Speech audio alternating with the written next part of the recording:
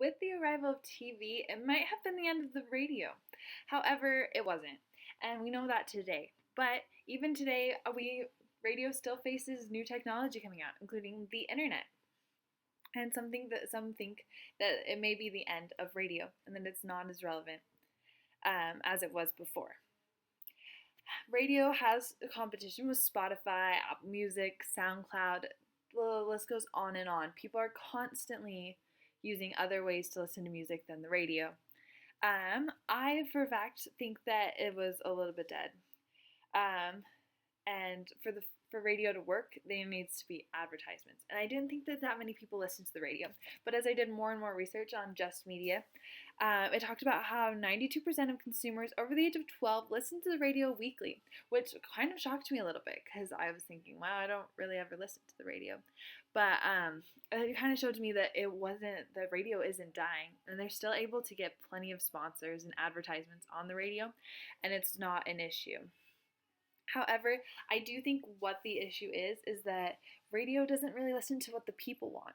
They listen to, what's in the top charts. We're just going to play the top 5 songs over and over and over again on repeat. I know my least favorite thing in the whole world is like changing the radio station and seeing that the same song is on.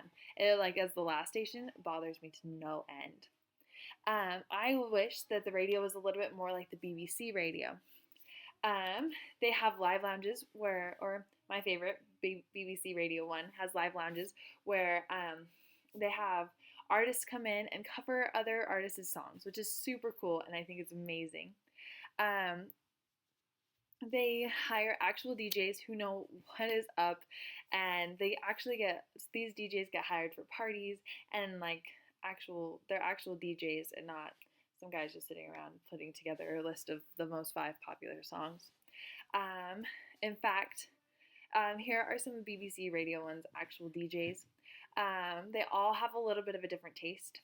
The Radio and Breakfast Show with Nick Grimshaw is the morning show, and it does have those popular songs, but not as frequent and not as crazy often as you would think. It has a little bit more variety. Greg James has a nice even show that's amazing, and I find it hilarious to try and listen to him. Annie Mac on the bottom is hilarious, and I love her, and she kind of plays a little bit more of a rave music, which is awesome. She adds a little bit more interest in there. I know that Annie Mac just came out with a mixtape. She put together tons of songs on a CD and is selling it now, which only proves to me more that she's an actual DJ who knows what it's doing. I think it's really cool because with the BBC, there's ways to find everyone's songs that were played on the radio, and there's a way to save songs and listen to them, which I think is super duper cool. It's not the same pop song over and over again. I think, in conclusion, that radio isn't dead, and that's amazing, but I think what would be the best is if radio started listening more to what the people want and less about the top Billboard 5 songs. So, thank you.